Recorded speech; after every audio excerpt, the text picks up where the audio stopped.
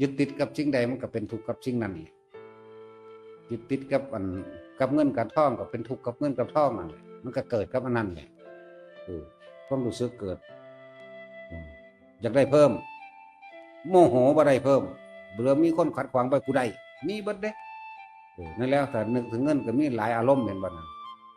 สั่นอารมณ์โกรธก็มีขนาดซื้อเลขก็ยังศูนย์ในเจ้าของแม่อุ้ยใครกลับซะหีแมงเนี่ยว่ะเนาะเบิ่งรุ่นน่ะตายตอนนั้นนะแม่ลงนรกคือตัดสินแล้วบ่กลับแล้วว่าตับแตกแล้วว่าโอ้ยตายเนี่ยแม่ตับแตกดีนี่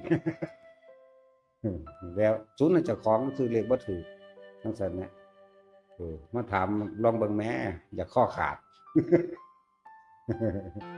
จังซั่นแหละอยู่นี่ก็มีครูสอนคณิตศาสตร์ผมก็ถามเอาเนาะจังซั่นล่ะจังว่าทุกคนบันทึกเอาสัญญาเอาเฉพาะความจริงบ่ว่าความดีเด้ความดีเนี่ยก็คือว่าคนมันก็ถือว่าดีต่างกันเห็นบ่ผู้ใดรวยผู้นั้นดีก็วางสิเด้บ่ได้รู้จักว่าตัวสาละเลวเด้บ่จักเด้รวยเพราะว่าเบียดเบียนรังแกข่มเหงจังซี่มันก็มีเด้แหละ